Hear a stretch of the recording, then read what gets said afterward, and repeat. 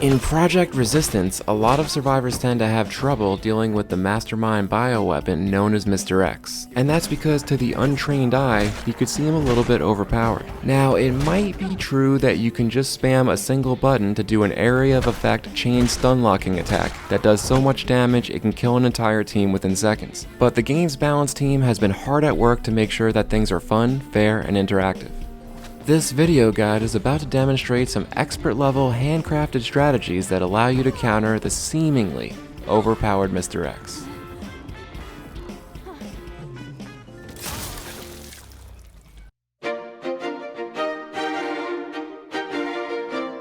In every area, there's always at least one safe room that survivors have access to that no enemies, including MR.X, can enter. What this means is that soon after MR.X appears, you and your teammates can simply go into the safe room and wait out his 1-minute timer, after which he'll die automatically.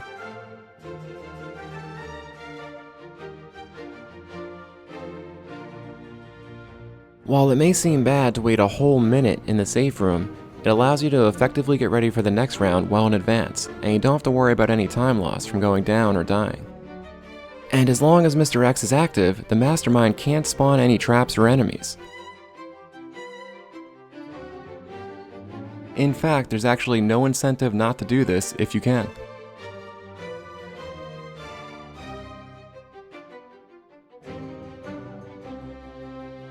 And this is just one of several mind-blowing strategies that allows you to successfully counter MR.X.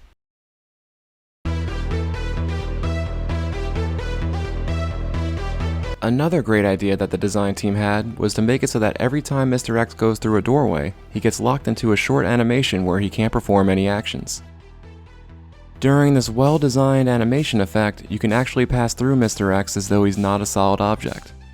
What this means is you can go stand by a doorway, wait for MR.X to try to pass through that doorway and get stuck in that animation effect, during which you simply run through him to the other side. You can actually repeat this over and over again until he realizes that it's impossible to ever catch you. Don't let the large doorway fool you. This is just as effective on smaller, single doorways as well.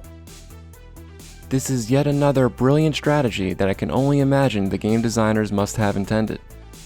But what can you do if there are no doorways and you're not near a safe room?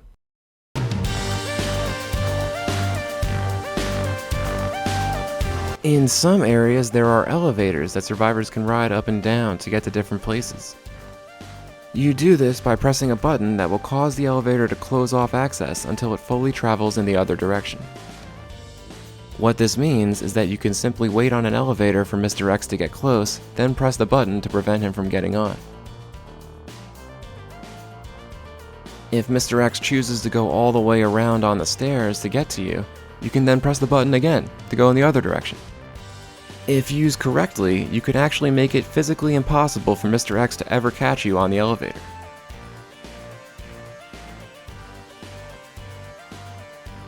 If it looks like MR.X is going to try to call up the elevator to counter you, you can simply walk off of it before he gets to the button. If used correctly, this strategy is yet another way to make it impossible for him to ever get to you.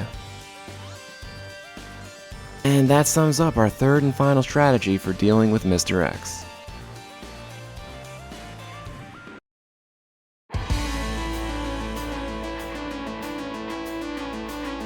The most important thing about MR.X is you want to run from him, not blindly attack him. The only time you should attack MR.X should be to stun him to save yourself or a teammate. And look at that, these are some survivors who know what they're doing. Truly a memorable, thrilling experience. Thank you, game designers.